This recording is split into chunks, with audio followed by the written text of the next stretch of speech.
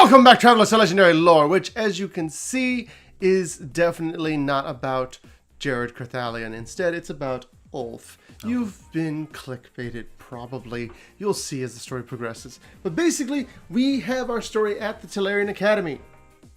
Yes, I know. This is the current, a current Tolarian Academy. Basically, the first one was so incredibly popular that there are just so many Tolarian Academies everywhere. So it's a chain now. Yeah, basically. And so this would be a Tolarian Academy. Welcome to Mage McDonald's. Yeah, so Ulf is a student of the Tolarian Academy, but Who? Ulf. He's got big Ulf energy. Basically, Ulf is not good at anything. He's a terrible mage. His best thing is that he's really good at reading and transcribing, but he can't do any spells to save his life, literally. And so while he's here, he basically tries to keep a low profile, tries to be as like unnoticeable as possible until he meets a dwarf. Now, this dwarf is named Thranegeld, or Thranegeld, something along those lines. And Thranegeld sees him and is like, why are you here? And he's like, well, what do you mean, why am I here? Why are you at this location? Because I'm a wizard. Are you? And so he grabs his arm and he holds up a light to it. And he sees and he goes, okay, you're real. Because Thranegeld thinks, for some reason, that there's sleeper agents hiding in the Tolarian Academy. Huh. Yeah, weird, right? So he says that he can trust Ulf, and as a result, he gives Ulf a special mission. He wants him to look into Corondor. Now, if you know anything about Corondor, it's basically where Jared Carthalion is from. So he wants to know something about Jared Carthalion. It's also where you have the whole Swamp King, Sulcanard thing going on. A lot of characters and stuff are I mean, we had a whole legendary lore focusing on Corondor now. Yeah, we did. Because that was the Carthalion and the original Black Blade. Yeah, exactly. Dakin, Gaedron, Brihada, all of those characters, that's all relevant in this. That are definitely dead. Black Blade is. So. The blade and any wielders of it. Yeah, it's true. Doubly so. Now, the thing is that. Same person killed both in the last one. It's true. In this story, basically, Ulf is researching, trying to find it. And he doesn't really know what to do with it. And so he goes and he finds a book. And the book has some really old text that he doesn't quite understand or know how to translate. But he knows that it looks important because what he could get was that the current ruler of the area only had 11 inches instead of a full 12. You're talking about an actual ruler. Okay, that makes sense now. So, basically, Sulcanar is the current ruler of that area. But Sulcanar is not the rightful one. Instead, it would be whoever has the whole tattoo birthmark thing that the Carthalion line has. Oh, like Fire Emblem. Basically. So that means that if that were to come to light, whoever basically the most recent Carthalion is, the druid that deserves it, they would be the one who deserves to have control of that entire continent. So he takes it to a guy named, it's basically just another wizard. His name is Silas Broughton. And he takes it to Silas Broughton, and Silas Broughton is like, whoa, that's a really interesting book you got there. Let me look at it. And so he's looking at it, and he's translating, and he goes, where did you find this? And he goes, oh, I was in the library at this spot over here, and this and that. I just went to a nook and cranny. And he's like, you know, this is a very important book. Somebody should hold on to this. I'll hold on to it, so you don't have to worry about it. And he's like, no, I'll just take the book, and I'm just going to go now. And Silas is like, okay, that's fair. And so Silas Brown just kind of continues with whatever his day is, right? He goes, that's fair. I kind of seem like a gremlin. I am a gremlin. And so basically he goes into Thranegeld, and Thrangeld's like, hey, hide the book. Don't let anyone know you have the book. If anyone knows you have the book, that person could be a sleeper agent, or somebody that they know could be a sleeper agent that they might tell. In either scenario, it will result in you and everyone around you dying. He's like, why did you give me the book then? But he basically listens. Ulf goes and he hides the book inside of his closet. Until one day where he takes it because he wants to go take it to get it checked out with Thranegeld. And eventually, it's basically just, it keeps going. It's his day, right? He just goes around, and he goes back to his dorm to see his 3 friends, and where they're all scattered across the room. Every Ulf has his day. All of his friends are slaughtered, scattered across the room. Ulf's day is not today. It's not Ulf's day. So yeah, basically something or somebody came into his dorm and slaughtered everyone and everything trying to find that book. Fortunately, they couldn't find it. Ulf now has it on his person and is trying his best to keep it safe. He knows the best person to go to would be Thrangjeld. And so he goes to Thrangjeld to discover that he has been murdered. And so now he's kind of starting to panic because he's thinking, okay, somebody knows I have the book. I'm going to die. This is bad. And so he goes to Silas Broughton. And he's like, hey, buddy, people are dying. Help me. And he's like, look, I said you should have given me the book. If you had just given me the book, they wouldn't have to die. And he's like, hold up. What do you mean? He goes, where's the book? I can hold on to it and keep it safe. Two statements here. Together are not giving me a lot of confidence. And so, yeah, basically, Silas Broughton is definitely a sleeper agent. And his face basically splits open and everything just like bursts out of him. And now he's a giant monster trying to slaughter him. We're playing FNAF. Pretty much. Oh. That's basically the exact idea. Is like, that's the scenario. Is they just kind of explode out of the bodies. And the thing is that Silas Broughton, earlier, when he was like, oh, that's probably for the best, it's because he wasn't actually aware he was a Phyrexian sleeper agent. So it was like a split personality thing. It was like, give me the book. Yeah, because basically what happens is that when they complete you as a sleeper agent, you're allowed to keep a fragment or like a facade of your soul. So mentally, you still think you're the same person you were until you're triggered. And then if you're like, then you have the book. Yeah, pretty much. I'm not gonna do that. Okay, that makes sense. I don't remember asking. You just take your book and go. So it like, but once it's flipped, then they're a Phyrexian. Their cover's blown. It doesn't really matter. Kill everything in sight. And so he starts running, and he's just trying to get away with the book. And he runs past 2 students, and the 2 students are like, "What's going on?" And then they get eviscerated by Silas Broughton. And so he keeps running, and he sees a girl, and he's like, "Hey, you need to run!" And then she looks at him, and she starts crying black ooze, and her face splits open. And he's like, "Ah!" And so he just keeps running, and he's trying to get away, and he's cornered now, and they're like pulling at his cloak, and they're almost at him. And a Viashino comes out of nowhere and just starts pounding away at them. And it's basically the Viashino is a friend of Jared.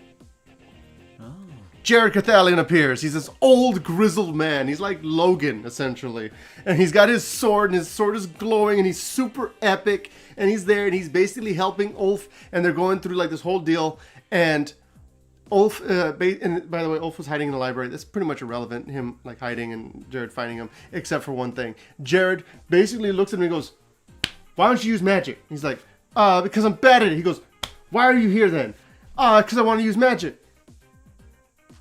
"You're a Phyrexian, aren't you?" He's like, "No, I'm not a Phyrexian." "No, I came to a school to learn a thing. That's not that out there." And then he's like, "They just had me clean the stables." He's like, "That's true. No mage would actually want to do that. Are you sure you're not a Phyrexian?" And so basically he's able to like prove essentially that he's not. And he's like, "Okay, fine, you're good." You got like a flame thing you can hold out to my hand? Yeah, pretty much.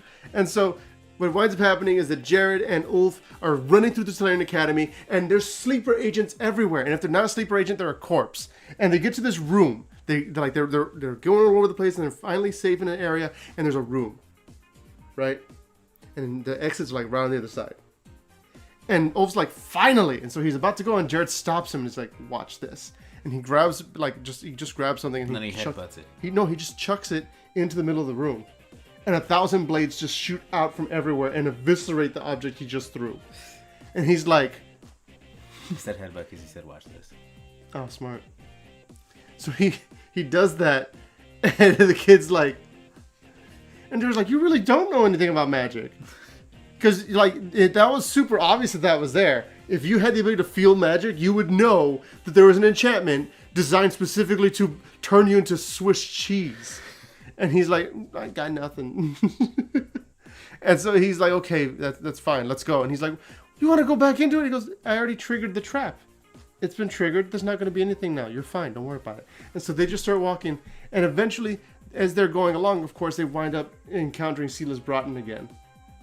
And there's this really epic fight, essentially. I'm not going to go into details on it because, obviously... You guys should read it, especially if you're getting that cool 5-color commander that may or not be relevant to what we're talking about right now. Yeah, you mean Jared Carthalion, the person I've talked about this whole time? What? Yeah.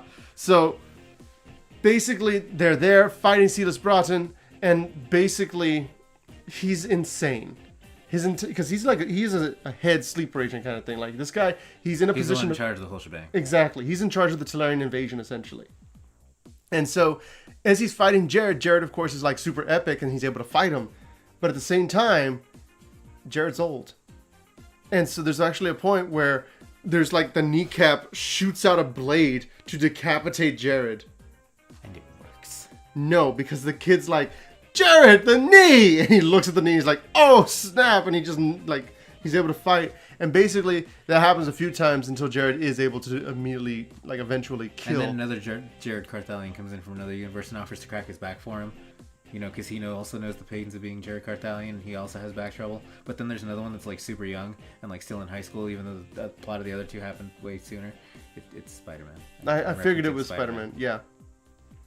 Why would, out of all the characters... to turn into Spider-Man, why Jared Carthalion? I don't know. I thought the crack in the back scene would be good. I will break you. Not that crack in the back scene.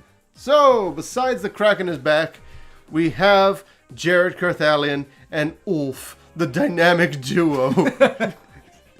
And so, yeah, Broughton is defeated. He's it's basically us playing any two-player game. And here we have Jared. He says, why does Sheldon send you here? And Broughton just laughs. He goes, who are the other agents at the school? Why would I tell you that? He goes, he basically just explains, like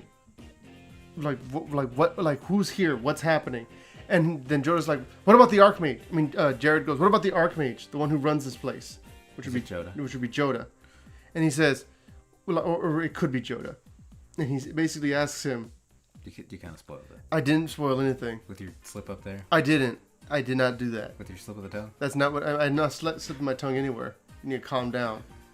But basically, Jared is interrogating him, and he says, "Is the Archmage of this academy? Is he the one that is he also Phyrexian?" And basically, Broughton tells him, "Not everyone needs to be completed to be on Phyrexia's side." So basically, like a traitor kind of thing. And so Jared just knows that this is just a terrible, terrible time. And so Ulf and Jared team up, in a sense, or at least that's what Ulf thinks, because like this whole thing happened, he was like, yeah, I did it, and then Jared's like, no, you are a weak child. You need to go, you need to leave. And so Jared leaves. Jared realized, like Ulf realizes that Jared is better off without him, that he's basically dead weight. And Jared continues on his own journey. He's basically going to clear out the entire Tolarian Academy, and Ulf is going to try and live his life. While this is happening, deep within the Latnam Academy, behind the locked doors of his quarters, the Archmage gives a malicious smile. So this is Latnam Academy, specifically. He shivered all over, and slowly he began to change, his stout body growing thinner, stretching, rearranging until it had become the body of a gray-skinned woman. Or at least the body of a woman on top, below tentacles curled and contorted, writhing along the floor. Yes, she said, how lucky you found the book, Jared. Once you've played the hero here yet again, Corondor will be waiting for you. So, to clarify everything. This is the Commander Decks. Yes, and I did do a bit of intentional misdirection. This is not Tolarian Academy. There are several Tolarian Academies, but this one is the Academy of Latnam.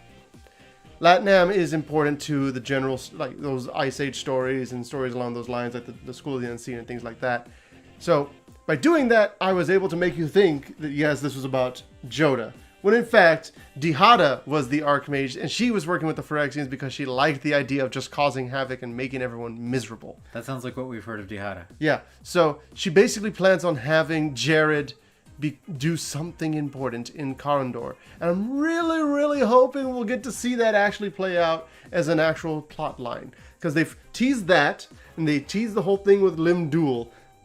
That would be a great throwback set, essentially, if Lim-Dul wound up and Dihada wound up being two of the main antagonists. Basically, after we solved all the stuff with Phyrexians, we come back and that's our plot line. Yeah, exactly. That kind of thing. We're doing stuff in Corondor with Lim-Dul and Dihada. Yeah, and that'd be cool, even if it's just a one-off set that has nothing to do with any other of the Planeswalkers. Maybe bring Liliana into that so that she's connected to it, but just generally it feels... the Planeswalkers would be... That 3 Planeswalker set wouldn't be that bad. It'd be Liliana, another Dihada, and another Jared. And Jared, yeah. It would definitely fit and it would work. But that's the general idea of what happens in this episode. It's so much fun. I love this set. I love these stories. Oh my gosh. That was a good story. Thank you guys so much for watching. We're going to go ahead and catch you guys next time. Hopefully with some more of the main story of Dominaria United. Go ahead and leave a like if you like the video and subscribe for the video. Yeah.